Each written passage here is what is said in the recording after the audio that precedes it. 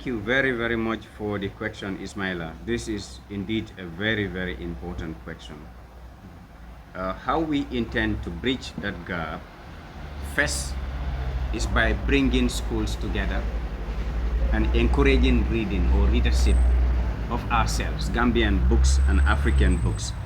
Through that reading, we are going to write our report after the event, and in our report we will write recommendations that we can send to the ministry, not just the ministry. As we speak, the National Assembly Select Committee on Education, I don't know whether you know there is a select committee on education at the National Assembly. We invited the chairman of that committee so that not just at the parliamentary level they go and drive vehicles and club and then disperse. No, it's good. But we want them to also look at our education system. Distinguished media houses, brothers and sisters, it is so disheartening to know that the system of education that's been in existence from post-independence mainly focus on academics in the Gambia. Everybody can agree. You know academics, right? Book knowledge. From nursery school to grade 12 to university, book knowledge. They force you to buy pamphlets to read just to pass exams. Education is beyond that. Education shouldn't be just passing exams. This is why we have so many graduates without education. I don't know whether I should rephrase that statement. When I say graduates without education, people who went through the formal education system but they are not knowledgeable.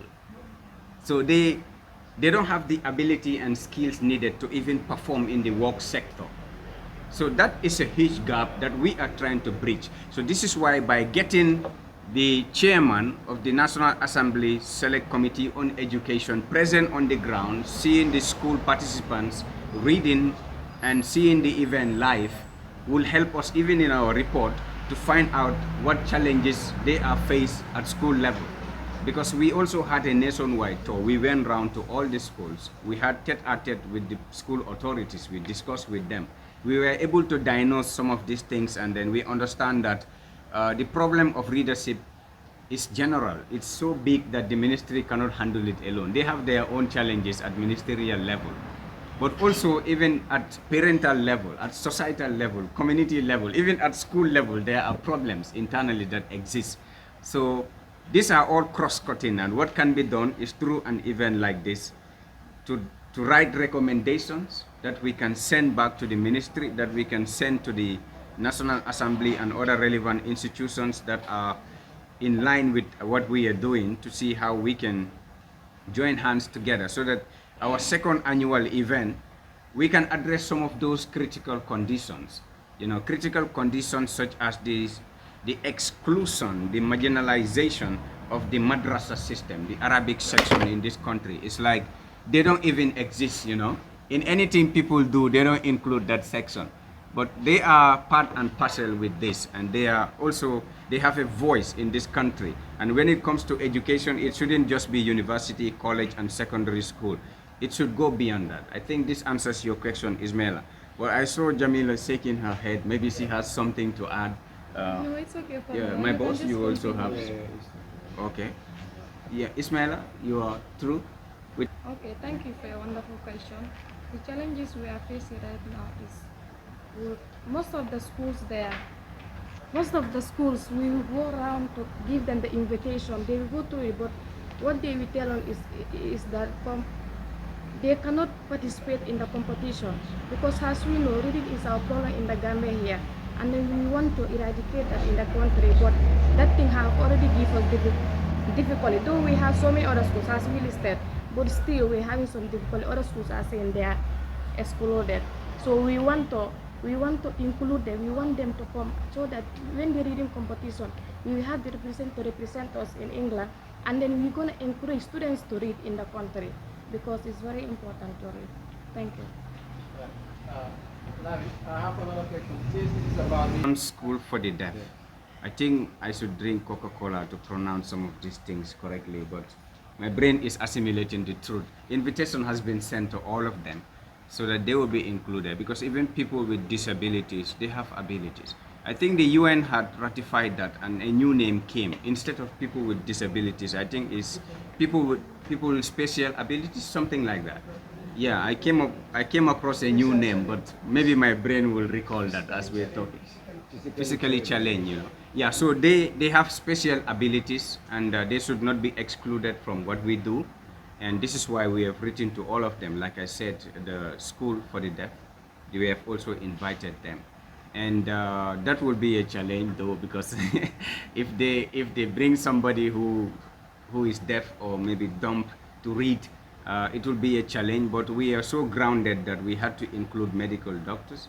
We had to write to the Gambia Police Force headquarters to obtain a permit for the event. So a medical doctor will be present on the ground. Also, we had to get translators, just in case they have a participant or representative coming from that school. I know they do things through sign languages. I don't know how that operates. It's not my expertise. I cannot pretend to know everything, but I am sure we will devise a way out. But simple answer, yes, they have been invited. Yeah, and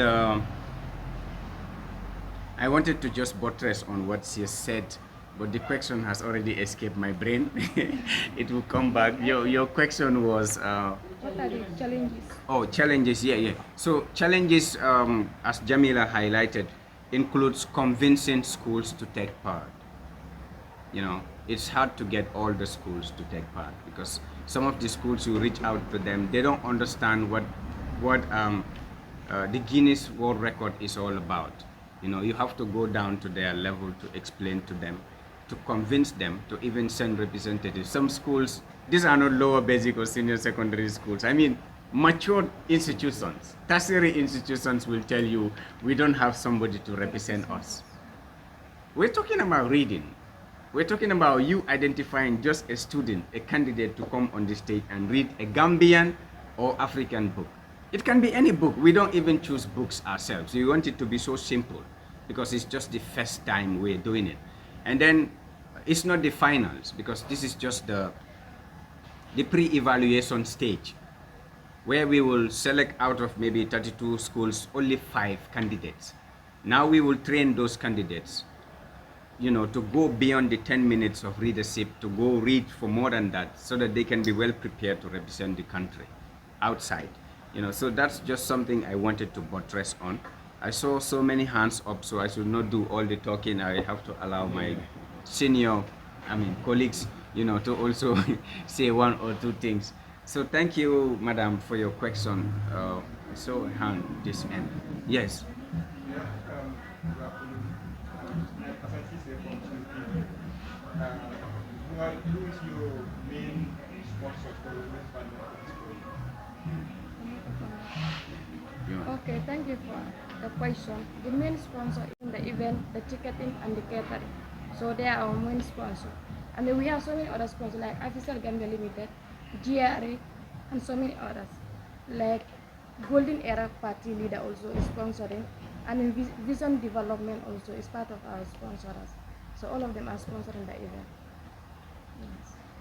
Okay, in addition, just to let you know that the CEO of this place, Neil Smithin, is a British citizen with his wife.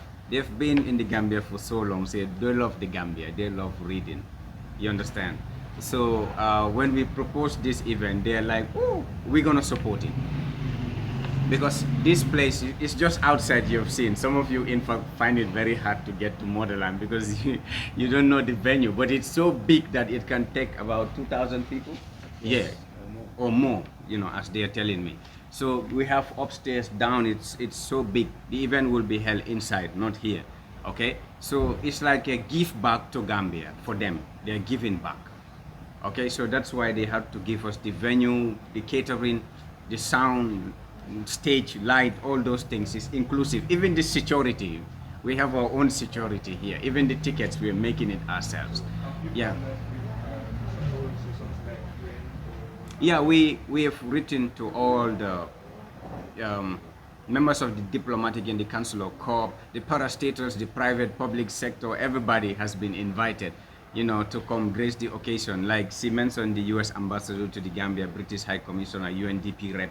We wrote to everybody, inviting them to come grace the occasion because it's about reading, you know. So that's one thing I wanted to just add on to what she said.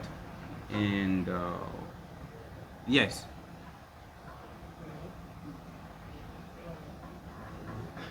Let me take him and come back to you. Okay. Yeah, since schools in the all my questions is going to be on the rural sector. Since schools in the rural sectors are not involved. Allow my general manager to Yeah, I respond. think that we answered that before. Somebody did ask about it. It was answered, but not Yeah, centered around this question. okay. Yeah. I think anything you're doing in life, you need to have plan.